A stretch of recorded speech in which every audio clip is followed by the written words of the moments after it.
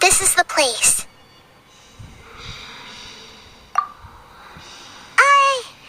We're here to find Greater Lord Rukkhadevata, right? But the one standing over there is... Is that... me? She looks exactly like me. Are you Greater Lord Rukkhadevata? Yes, that's me. Are you surprised by my appearance? Irminsul and the surrounding lands have been reproduced here as they were years ago. But this is just a realm of consciousness. We are manifestations of the same nature. Hence why we would appear exactly the same. We're of the same nature? Why? Because you are me, and I am you. You are me in the new samsara. The new samsara? As Greater Lord Rukkhadevata, I'm the avatar of Irminsul, and you are the purest branch snapped from Irminsul. Imagine it this way. Even if a tree dies, its branches will eventually take root and grow, continuing the tree's life in another form. I'm merely the remaining consciousness of Greater Lord Rukkhadevata.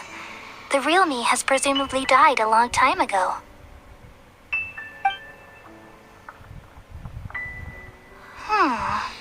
Judging from your appearance, I've probably been dead for 500 years. But you're finally here. My new self in the samsara.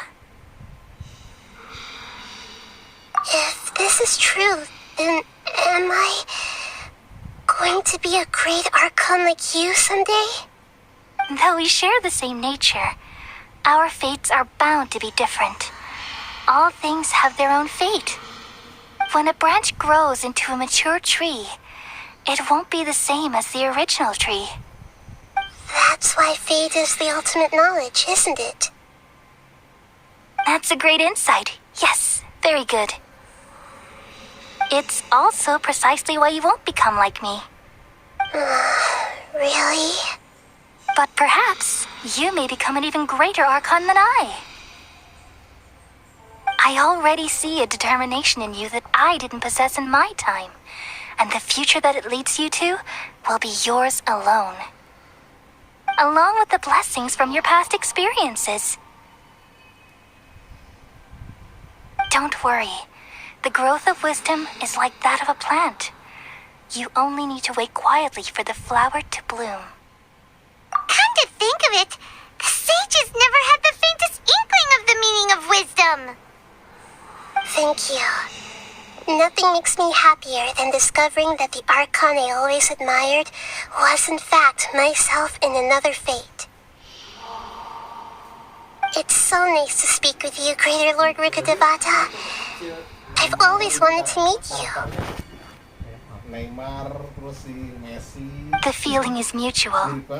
From the moment I snapped the branch off Irminsul and created you, I've also looked forward to talking with you.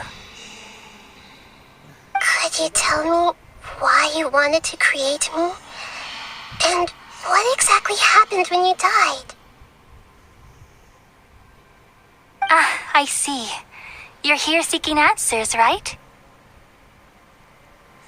Everything that day, even the sky itself, changed into a color like this.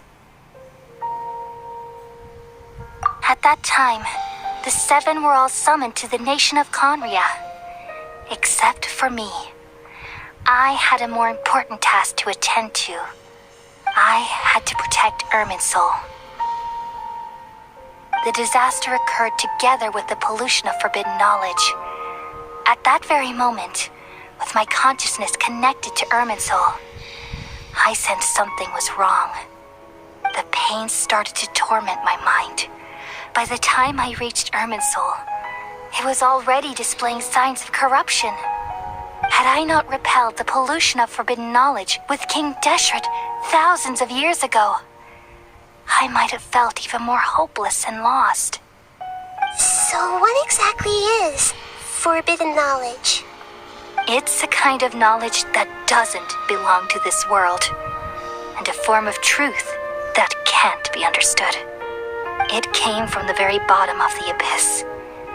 Even I could never understand it. The world is constantly rejecting it, leading to all kinds of bad phenomena. If we allow forbidden knowledge to pollute Irminsul, I'm afraid the entirety of Tevat could fall apart. So, there's knowledge that even the God of Wisdom can't understand? At that time, I knew I couldn't repel the forbidden knowledge with my strength alone. Which is why I created a device that compiled human wisdom and named it the Akasha. It's truly the world's most amazing invention. Thank you. For a long time, I thought dreams were the fruit of human wisdom.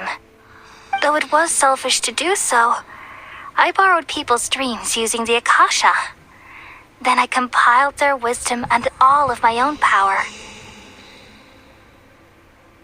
Well, did it work? Thanks to the wisdom of the people of Sumeru, almost all the forbidden knowledge was cleared from Irminsul. But things didn't go as smoothly as I thought. I had a terrible headache, which gave me an uneasy feeling. And then I remembered that my consciousness was also connected with Irminsul. It brought me knowledge and wisdom, but vile corruption as well. From the very beginning, my existence had been polluted by the forbidden knowledge. Oh no! How could that happen? I've experienced that pain in your consciousness. It must have been a horrible experience. Yes, but my feelings weren't important. The important thing was that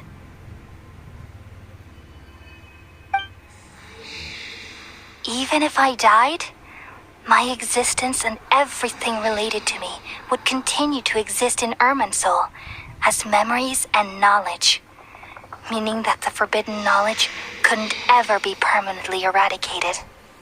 And there's no way for me to eliminate myself. It would be a sort of paradox. So, I took the purest branch of Irminsul as my incarnation in the next samsara, and left a trail of clues, all in hopes that you would come here and remove me and my pollution from Irminsul forever. Wait, no, I can't. So you realize what that implies? You are very smart indeed. Irminsul has all the knowledge and memories of this world. And as you've realized just now, removing me from Irminsul means I essentially will never have existed in this world.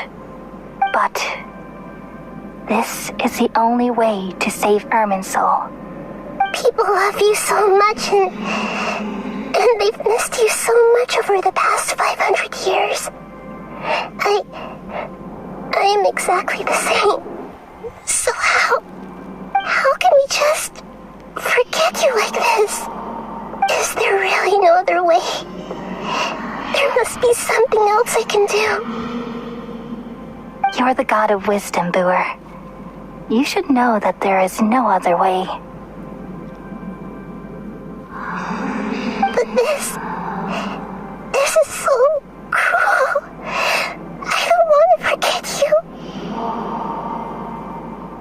No need to feel so sad, Boer. As someone who delights in wisdom, you should feel joy at finally finding the answer.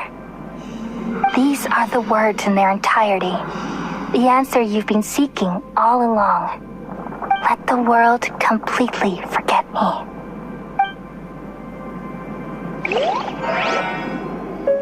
We all nestle under the great tree of wisdom, peering out to perceive the world. From the earth and from the rain, we perceive its wonders until we become a white bird to perch atop a branch and finally snap off the most important leaf. Once upon a time, I alone dreamed in this world. In my dreams, everybody would also dream after they fell asleep. Wild and wonderful thoughts would emerge from their minds. Some tumbled to the ground, and others floated to the sky, connecting all things in the world into one dazzling net. Among a plethora of worlds were numerous smaller worlds, all of fate, finding within the tapestry their brilliant glow. I gradually understood that these indescribable and constantly changing things are the most profound things in the world. Only they can completely repel the madness. Only dreams can awaken consciousness from the deepest darkness.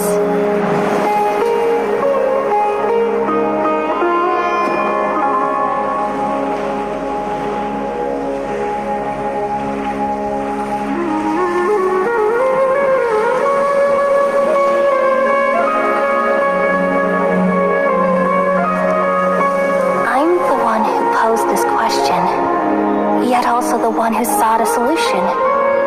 Saving the world with the dreams of the people used to be my answer. And now, you've also found your own answer, and I shall return all the dreams to the people.